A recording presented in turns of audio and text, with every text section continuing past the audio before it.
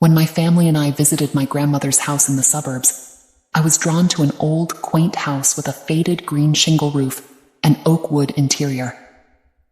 I vividly remember stepping into the living room and seeing a vintage rotary dial telephone on a desk. My grandmother told me that the telephone was not just a decorative item, but had a mysterious connection to an old story about my father. She said that when my father was young and the family had just moved into this house, my grandmother, who was my late great-grandmother, received the telephone from the previous owner. My great-grandmother thought it was just a curious object with no particular function.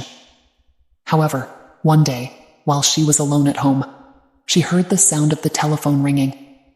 Curiosity got the better of her, and she picked up the receiver, only to be surprised by the voice of my great-grandmother, singing a peculiar song with a melancholic melody and Chinese lyrics.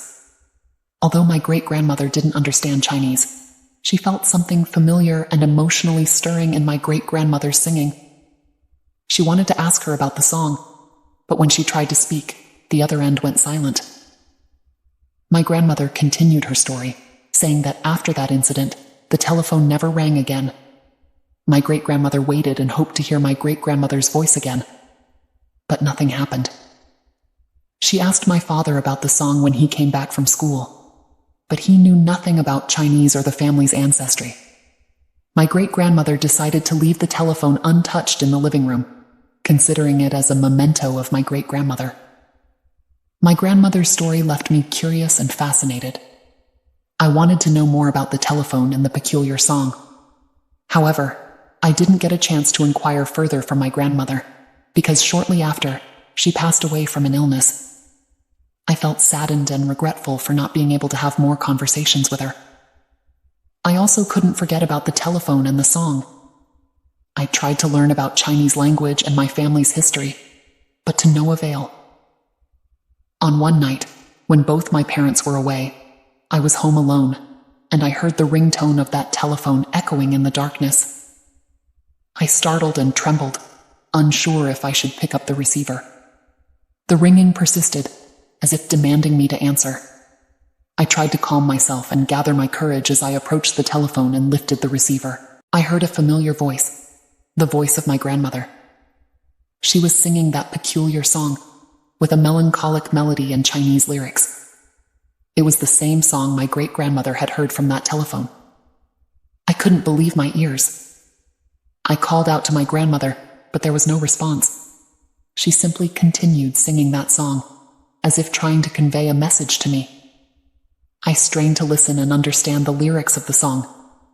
I realized that the song was a story about a Chinese woman who had to leave her homeland and family to follow her husband to Huaqi. She deeply missed her home and longed to see her mother again. However, due to war and borders, she couldn't return. The only way she could communicate with her mother was through the vintage telephone that her husband had bought for her as a gift. She would sing that song to her mother, expressing her love and longing.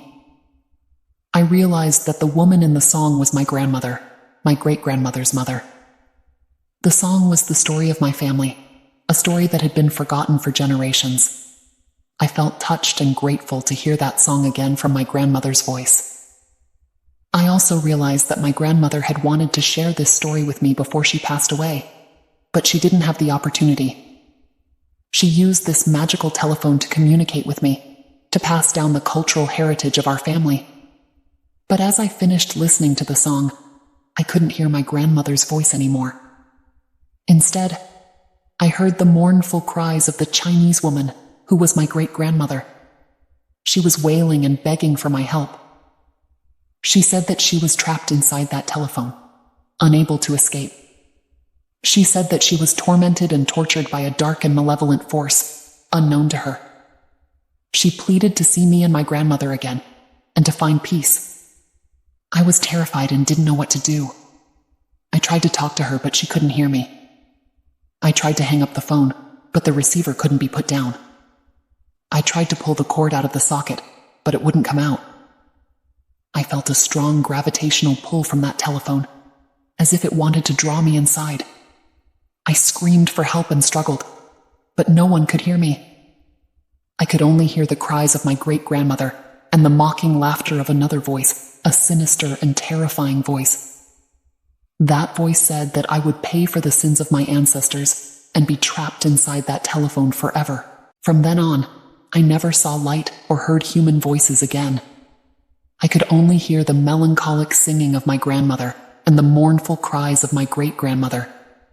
I could only hope that one day, someone would pick up the phone and set me free from that telephone.